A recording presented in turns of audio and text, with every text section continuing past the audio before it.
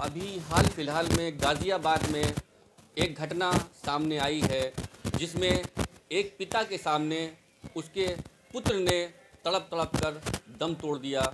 मैं आपको बता दूं, वो बच्चा रेबीज़ का शिकार हुआ था। तो इस समय मेरे साथ मौजूद हैं डॉक्टर शारिक परवेज़, संजीवनी चाइल्ड केयर के जो स्पेशलिस्ट हैं। आइए हम उनसे मालूम करने की कोशिश करते हैं कि सर ये रेबीज़ क्या है और मतलब किस तरीके से ये होता है। सर आपका सर ये रेबीज़ क्या है और क्या प्रॉब्लम होती है अगर किसी को रेबीज़ की प्रॉब्लम हो रही है तो? देखिए, रेबीज़ एक तरीके का वायरल इन्फेक्शन है।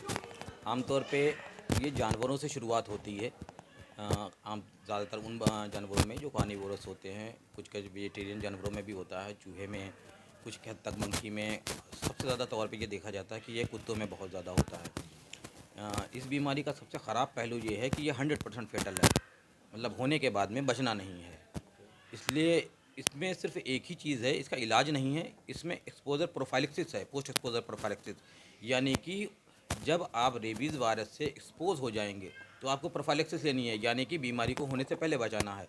इसके लिए जैसे मान लीजिए किसी को बंदर का पंजा लग जाए, खून निकल आए, या फिर कोई ऐसा रेबिड और वो रेबिड हो, या फिर कोई पागल कुत्ता काट ले, या फिर कभी कभी कुछ केसेस में चूहे में भी से भी हो जाता है कि उसने काट लिया और वो रेबिड है। तो अगर किसी को ये चीज़ें रहती हैं तो सबसे पहले तो उसको अपना, अगर उसको लगे कि हाँ भाई हमारा पालतू नहीं है, ये बीमार है, तो उसको सबसे पहले जाके इसका वैक्सीनेशन करवाना है, जो कि सरकारी अस्पतालों में मुफ्त होता है। इसके अलावा प्राइवेट सेक्टर पे भी वो करवा सकते हैं। अगर वैक्सीनेशन जिससे शुरू हुआ तो पहले दिन लगना है, तीसरे दिन, 7वें दिन, 14वें दिन, 28वें दिन। लेकिन इसमें देखना है कि शुरू के 3 वैक्सीन लगाई, जैसे 0 दिन लगा दिया, 3rd डे पे, 7वें दिन पे।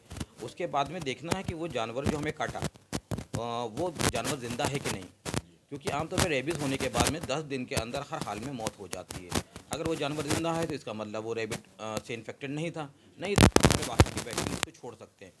लेकिन अगर वो जानवर मर जाता है, अब ऐसे केस में कुत्तों को तो हम लोग ट्रेस कर सकते हैं, लेकिन बंद नहीं कर पाते।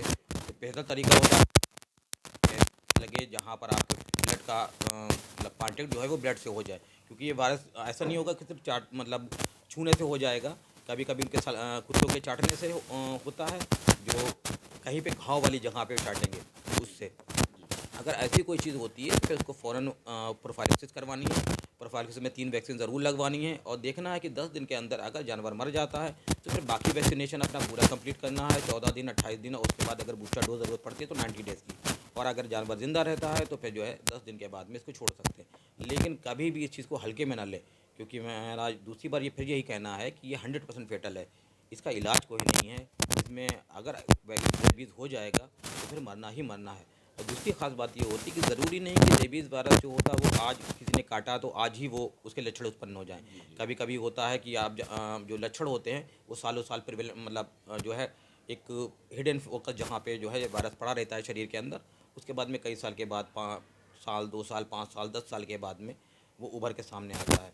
लेकिन आपको देखना है कि जिस चीज़ से मेरा टच हुआ, जिससे मेरा कांटेक्ट हुआ है, उसके 10 दिन के अंदर स्थिति क्या रहती है। तो अगर किसी को रेबीज़ हो जाता है तो उसके लक्षण रेबीज़ के जो लक्षण होते हैं वो आमतौर पे होता है कि उसको प्यास बहुत ज़्यादा लगती है, पानी से डर लगता है, रोशनी से डर लगता है, हवाओं के मूवमेंट से डर लगता है। जैसे लोग बोलते हैं कि नहीं वो कुत्ते की तरह हरकत कर रहा है, बात कुत्ते की तरह हरकत नहीं होती है, उसको प्यास इतनी ज़्यादा रहती है कि वो जीभ अपनी बाहर निकालता है, तो दिखने से लगता है कि हाँ कुत्ते ने काटा तो कुत्ते की तरह हो गया। लेकिन मान के चलिए जैसे रेबिट जो है वो बंदर से भी हो सकता है, तो ऐसा थोड़ी कि वो काटेगा तो बंदर की तरह हो जाएगा। मेन उसमें प्यास का लेवल बहुत ज़्यादा बढ़ता है, साथ ही साथ ज़रा ज़रा से मूवमेंट में उसमें दिक्कत होती है। रोशनी से डर लगेगा, अंधेरे में रहने की कोशिश करेगा, पानी से डर लगेगा, उससे बचने की कोशिश करेगा, तो ये हाइड्रोफोबिया होती है। और नक्टोरोफोबिया जो होती है, जो रात के जो अंधेरे से डर लगता है, ये सारे लक्षण उसमें होते हैं। धीरे धीरे क्या होता है कि जो है बुरी तरह डैमेज हो जाता है। तो आप थे मेरे साथ डॉक्टर शारिक परवेज़ साहब, जिन्होंने बताया है कि रेबीज़ के लक्षण जो हैं वो बाद में मालूम होते हैं। अगर किसी को कोई किसी के यहाँ कोई पालतू जानवर है या किसी जानवर जो कुत्ता वगैरह है अगर किसी को काट लेता है तो डॉक्टर साहब का कहना ये है कि उसमें जो उसकी वैक्सीन होती है, उसके इंजेक्शन होते हैं, वो लगवाना ज़रूरी है। ये ज़रूरी नहीं है कि पालतू जानवर है तो उसमें इंजेक्शन नहीं लगवाएंगे। तो इस तरीके से अगर हम लोग अपने बच्चों का थोड़ा सा ध्यान रखते हैं अगर किसी जानवर ने या किसी बच्चे को काट लिया है या किसी बड़े को काट लिया है तो उसमें इंजेक्शन लगवाना बहुत ज़रूरी हो जाता है। मैं doctor Shahid Ali, capital times news, UP.